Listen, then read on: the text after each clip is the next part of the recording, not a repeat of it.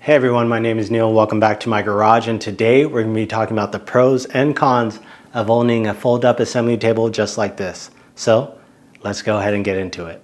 So for some background context, I built this assembly table a little over 2.5 years ago. I was actually building a miter saw station and I had some extra wood left over, so I didn't know what else to do with it. So I decided to take that plywood and make this assembly table, because I had seen some online and they looked very interesting, so I wanted to see if I could also make that concept. So this assembly table that we have here is actually 4 feet by 4.5 feet. I didn't need anything bigger, as I also don't build a lot of huge projects, or if I'm building multiples of things, it's usually never more than 2 at a time. It's actually a little smaller than the other ones that I had seen, so that's one of the reasons why I had to make the legs rotate 90 degrees to each other, because it has to fit in this smaller envelope. Okay, so this is the part of the video where we have to ask ourselves, are we going to go with the pros first or the cons first? I prefer to end on a very positive note, so let's go ahead and go with the cons of having this table. Okay, so the number one con about this table is that it does require it to be set up in order to use. So that's usually not a problem, because if you're going to be building for hours at a time, then the time it takes to pull this down, which is about 1 minute, is almost nothing in the grand scheme of things. If you're going to spend 4 to 6 hours building that day, a minute to pull it down and a minute to put it back up is very small in proportion to the rest of the time you're going to be building. So it's usually not a problem unless you have to do something minor. So it does become an issue when you have to pull this down, do that one minor task, clear everything off the table, and then push it back up. I could see that becoming annoying for some people, but for me, I've just gotten used to it. Number two con is the fact that it's not as sturdy as a normal assembly table would be that's more fixed. Because of the fact that it's on casters, it does tend to sway back and forth ever so slightly. This isn't that noticeable unless you're sawing something, and then becomes really apparent. But if I do tend to saw something a lot with a pool saw, I just move that over to the workbench and it helps avoid this problem, and then I just bring it back to the assembly table for final assembly. So as a primary for doing something like sawing, probably not the best, but it's a good secondary in case you're in a pinch. Or if you're feeling lazy sometimes like me and don't feel like moving things back and forth in order to do one simple cut. Also, this problem could be avoided if you decide to go with different casters. They have the kind that retract off the ground, like the Rockler style. I simply didn't go with those. I had these left over from another project, so I decided to use them. They've been really good. They're the Everbuilt 4-inch and they work very well. All right, and then the third con that I can think of is that the fact that this table can get a little heavy at the end of a long day. So I've never physically measured this thing, but according to a 3D model, it should weigh somewhere in between 85 and 90 pounds, although I've never verified that.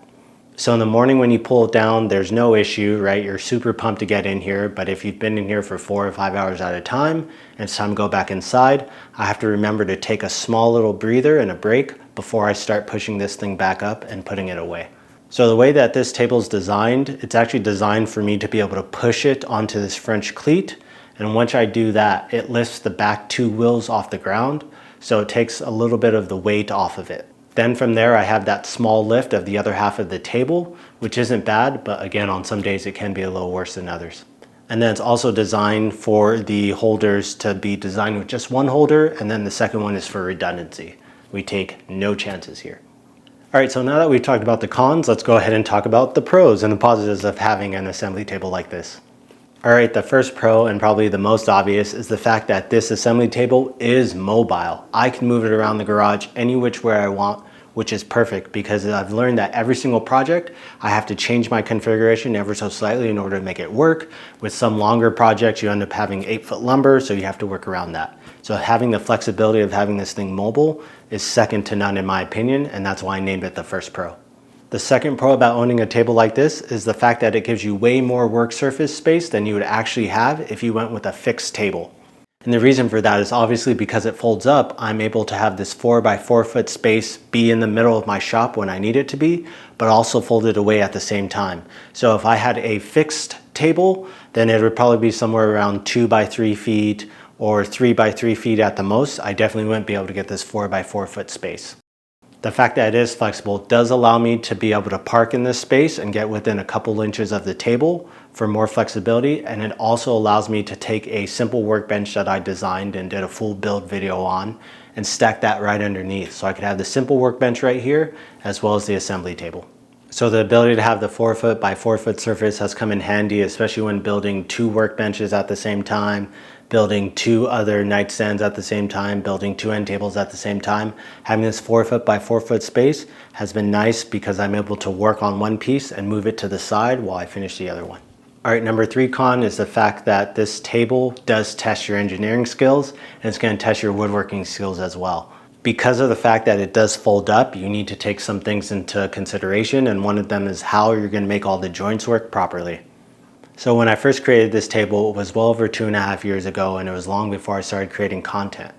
And at the time, I had no clue what I was doing. I just started woodworking, and I didn't know what the differences were between the different materials or how to build something like this. And I had no clue that when I posted my homemade video that it would get the visibility that it did. And you guys have definitely let me know in the comment section that there's room for improvement on this table. And it's important to note that if you're going to build a table like this, like any tool in your workspace, it's going to require maintenance. It is something that you need to check weekly, monthly, whatever you feel comfortable doing in order to make sure that all of the joints work and everything is good. I'm the only person who operates this table. I do an inspection on it, I make sure that everything is good, and I also do maintenance on it as well. All right, so those are my top cons and pros for this assembly table. Now, as I mentioned before, this table works perfectly for me in my current space and my limitations, but I understand that's not for everyone. You have to be very disciplined about putting things away, you have to be organized, and you have to get over the fact that you're gonna have to lift this thing every single time you wanna use it because you need to put it back.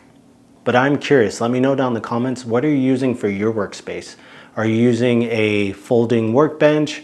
Are you using a folding assembly table? Are you using a permanent assembly table? Or are you using something like the Borer centipede? So I did mention earlier, I am going to be doing an upgrade to this table very soon. Now that I understand exactly what I need for my workspace, I'm going to be adding things like T-track, and we're going to be trying to remove some of the mass from this table. So the best way to not miss that is to go ahead and hit the subscribe button so that you can catch all the content as soon as it comes out. All right, as always, I'm Neil, and I'll see you the next time I decide to hit the upload button. Peace.